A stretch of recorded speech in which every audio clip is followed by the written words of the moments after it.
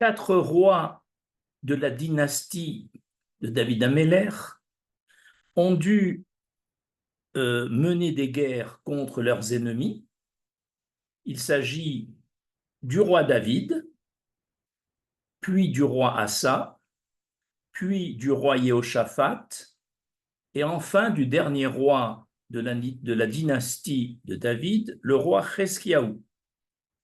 Tous 4 ont fait des demandes à l'Éternel pour être aidés dans cette guerre pour vaincre leurs ennemis.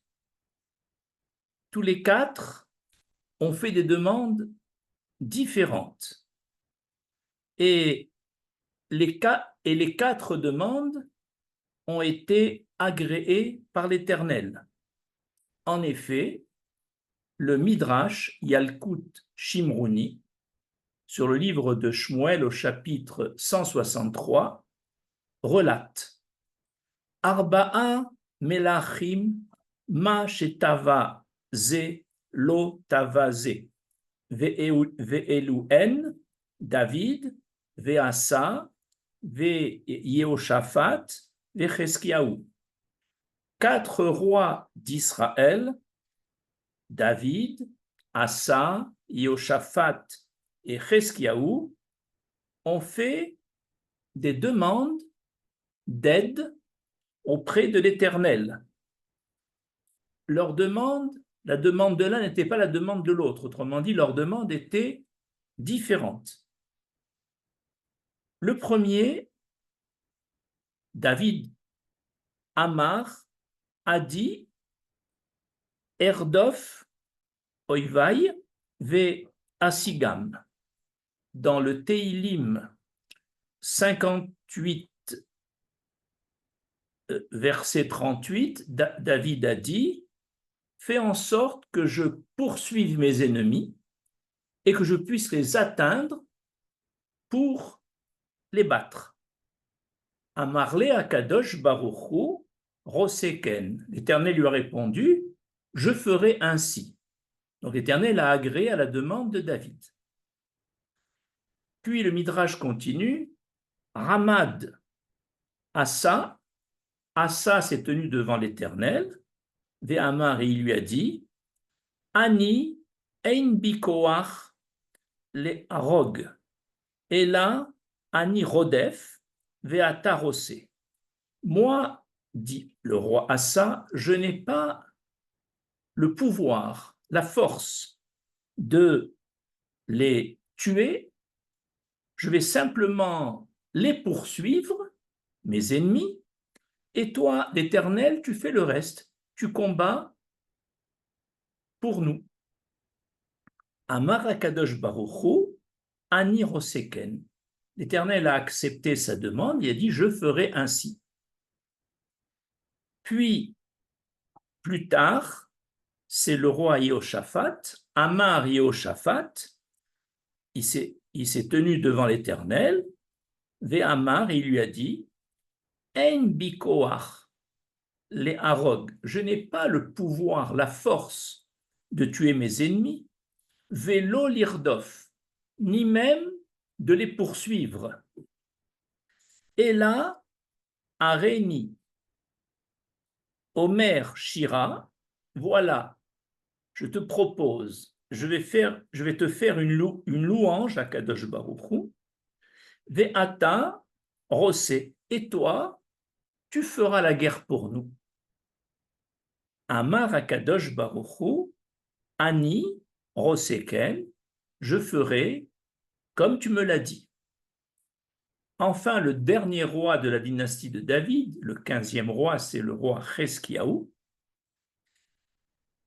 s'est tenu devant Hachem, Ramad Ve'amar, il lui a dit En bikoach leharog, je n'ai pas le pouvoir, la force de tuer mes ennemis, Velo lirdof, ni même de les poursuivre, Velo lomar shira, ni même de te faire une louange.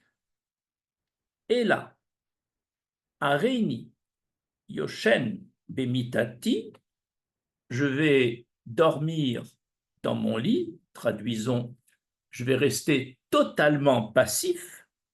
Ve'ata rosé akol. Et toi, tu vas faire la guerre contre nos ennemis. Amarle akadosh baruchu ani roseken. Et Dieu a répondu positivement, je ferai ainsi. Ainsi, voilà 4 rois d'Israël qui ont évidemment, d'après leur demande, des niveaux de bitachon, de confiance en Dieu différents. La question qui se pose à nous, lequel d'entre eux a le plus haut niveau de bitachon? Est-ce David Améler, ou le premier cité, ou est-ce Cheskiaou, le dernier cité? Il y a à ce sujet une différence d'opinion entre Rabbi Chaim Shmulevitch dans son livre Sichot Moussar et Rav Dessler dans son livre Mirtav Meliaou. Tous deux font des analyses différentes de ce même midrash et arrivent à des conclusions opposées. C'est ce que nous allons exposer dans ce cours. Ce cours est composé de 3 parties. La première partie, l'analyse du midrash selon Rabbi Shmulevitch. La deuxième partie, l'analyse de ce même midrash selon Rav Dessler. Et la troisième partie, comment expliquer que Cheskiaou demande ce que Dieu l'aide totalement et il se met en retrait comme s'il décharge son souci, son fardeau entièrement sur l'Éternel. Comment comprendre cela?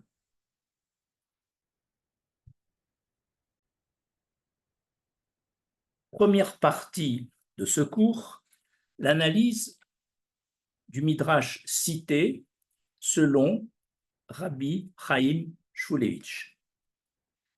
Selon lui, plus un homme fait d'efforts, de ishtadlut, pour atteindre son but, et plus sa confiance en Dieu et son bitachon sont faibles.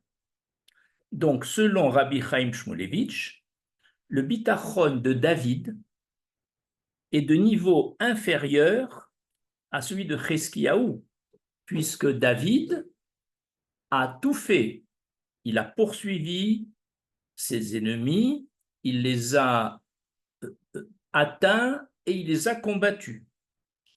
Alors que le dernier roi d'Israël, Cheskiaou, est resté totalement passif, s'en remettant à Dieu. Et donc, selon Rabbi Chaim Shmulevitch, les 4 rois, par leur demande, ont été classés non seulement par ordre chronologique, puisque David est le premier roi d'Israël et Cheskiaou le dernier, mais ils ont été également classés par ordre de bitachon croissant. En effet, David demande à Dieu de l'aider à poursuivre et à atteindre et à combattre pour exterminer ses ennemis. Donc David va faire toute l'action militaire, mais il demande une aide à Hachem. Donc ses efforts personnels sont grands. Par contre, le roi Assa, qui est venu 4 générations après, a plus de bitachon que David, puisqu'il ne veut que poursuivre ses ennemis, mais il ne veut pas les atteindre, les combattre et les exterminer, laissant ce rôle à l'Éternel. Donc, Assa qui a fait moins de Ishtadlut que David a, selon Rabbi Chaim Shmulevitch, plus de bitachon que David. Le troisième roi, Yehoshaphat, a encore plus de bitachon que David et Asa, puisqu'il ne veut pas intervenir du tout sur le plan militaire, ni poursuite, ni atteinte, ni combat. Simplement, il fait une ishtadlut, un effort sur le plan spirituel, en prononçant une shira, un chant de louange pour l'Éternel qui va l'aider à combattre. Mais lui ne combat pas.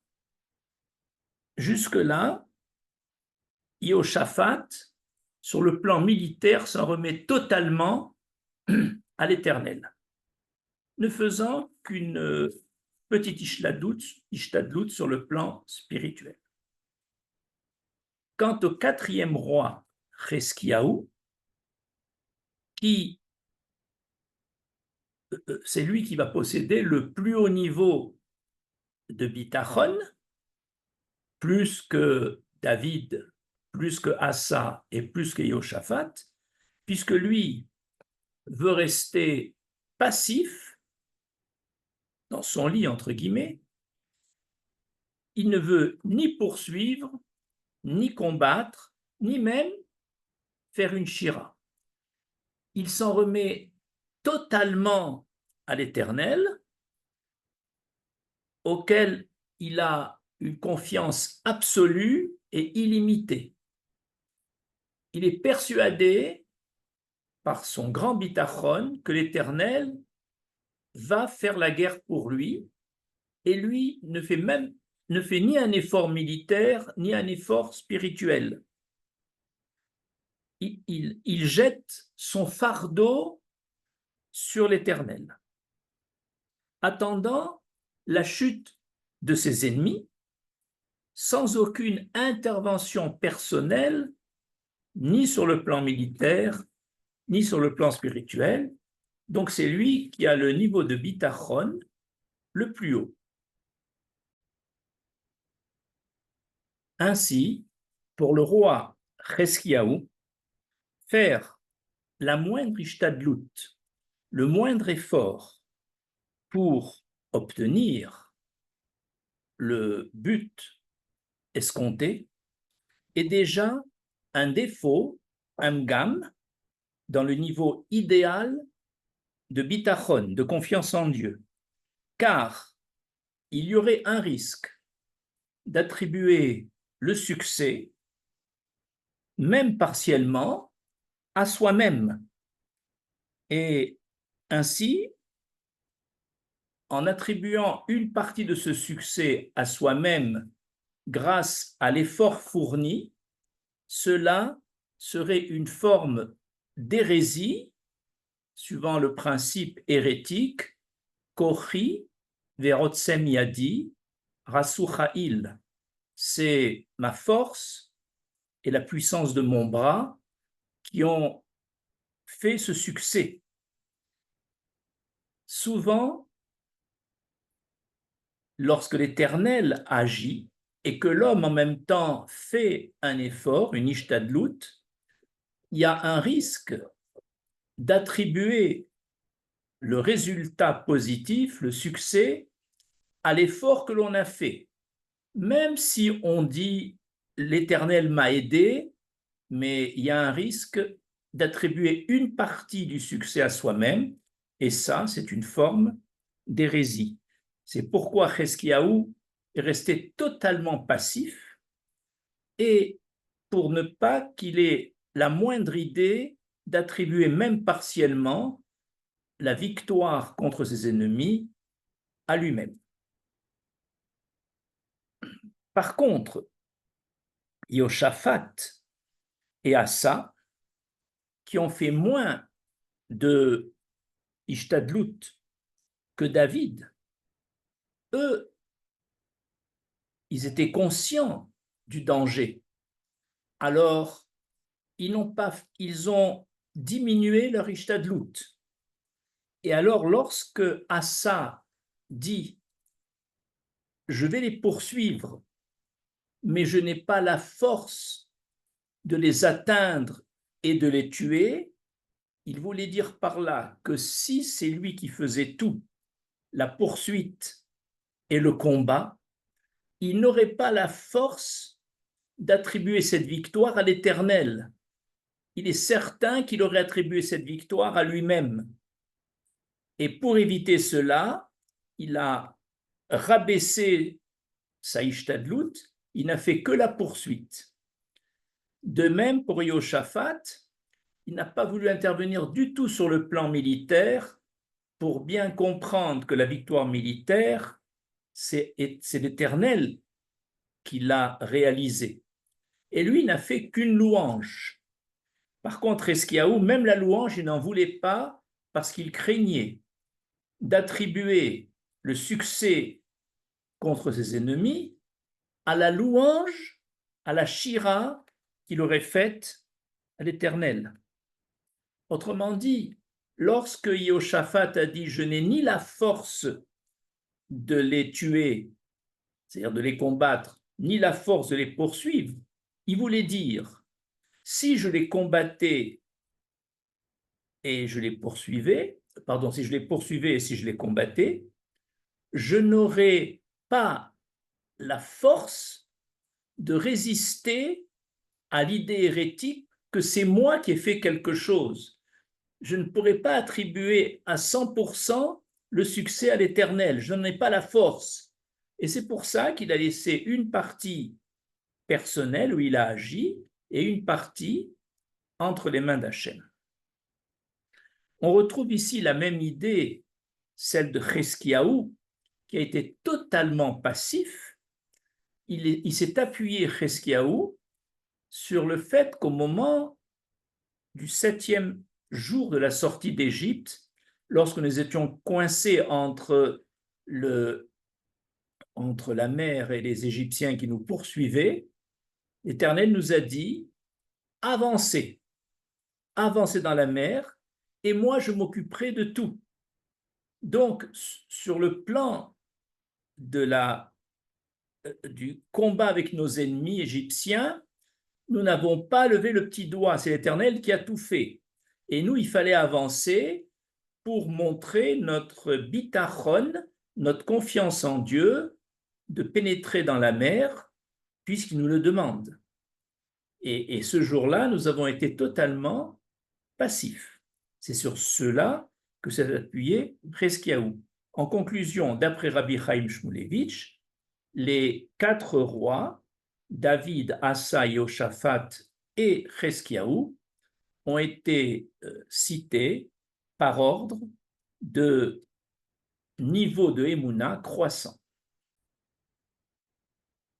Deuxième partie de cet exposé, l'analyse du Midrash cité selon Rav Dessler. Rav Dessler dit « Plus notre conscience de la toute-puissance de l'Éternel et plus notre confiance en lui est grande, plus on peut se permettre de faire beaucoup d'efforts, beaucoup de ishtadlut, sans craindre d'attribuer le succès éventuel à nos efforts.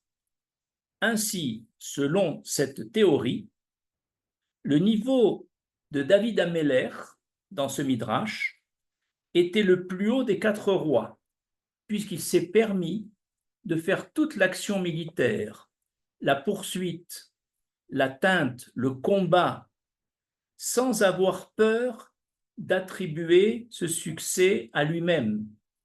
Il était persuadé, David, avec son grand bitachon, selon Rav Dessler, de pouvoir résister à la tentation hérétique Kochi de Retsem Yadi. Il aurait résisté et malgré le fait qu'il ait fait lui-même tous les efforts sur le plan militaire, il aurait attribué la victoire à l'Éternel.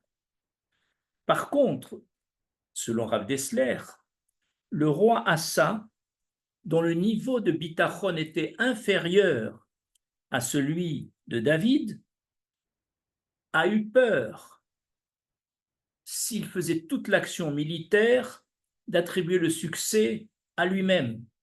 Donc, il n'a fait que poursuivre les ennemis, mais sans les atteindre, sans les combattre, laissant l'Éternel faire le reste, afin d'être assuré à son niveau de ne pas attribuer cette victoire à lui-même.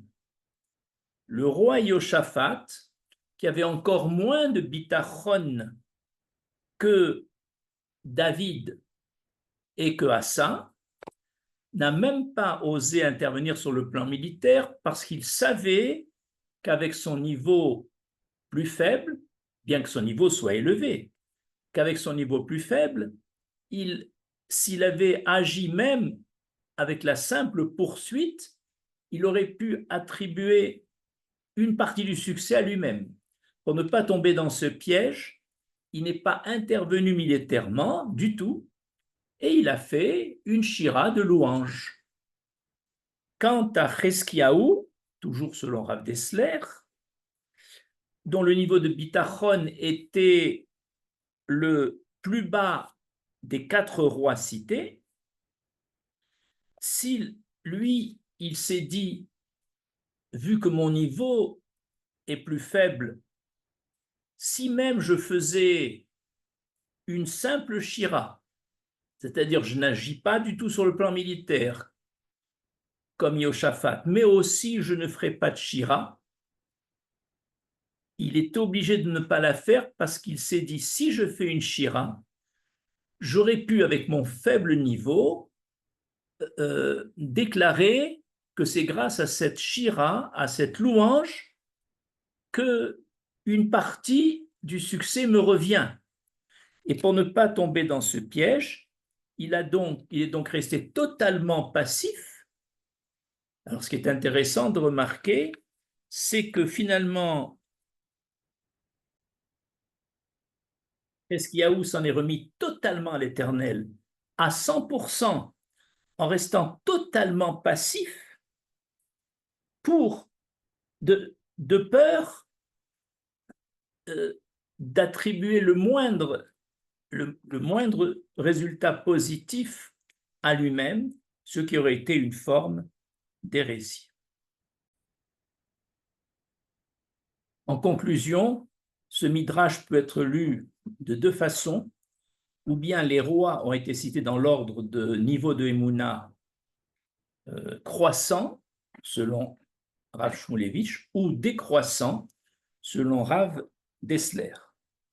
Troisième et dernière partie de cet exposé, comment Cheskiaou s'est-il permis de rester totalement passif et jeter ainsi son fardeau sur l'Éternel?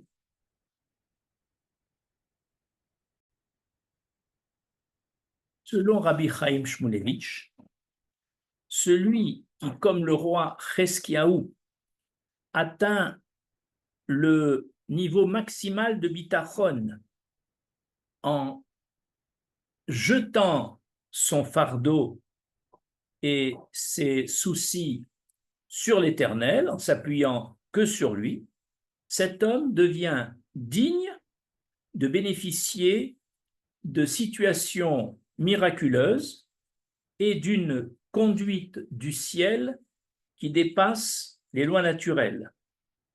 Cependant, pour pouvoir jeter son fardeau sur l'Éternel avec 0 effort, cela exige de ne compter que sur l'Éternel, exclusivement.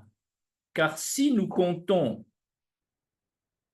sur l'Éternel, mais aussi sur nos mérites, sur notre intelligence, sur notre action, sur autrui, même partiellement, notre bitachon serait entaché d'un défaut et la réponse du ciel risque de ne pas être celle que nous attendons. C'est David Ameller qui a proposé ce conseil de jeter son fardeau sur Hachem dans le Teilim 55 au verset 23. Lorsque David était poursuivi par ses anciens amis Doeg et Achitophel devenus ses ennemis, le verset de ce Teilim dit Ashler Halachem Yafra Ve Veu Vechalkelecha, c'est-à-dire décharge-toi sur l'Éternel de ton fardeau, et lui, l'Éternel, prendra soin de toi.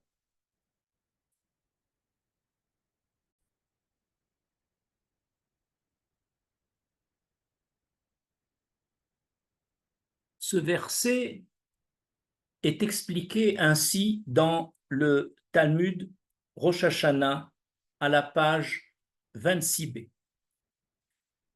Rabbi Bar Chana raconte qu'il était sur la route avec une charge importante sur ses épaules et il ne rêvait qu'on l'aide.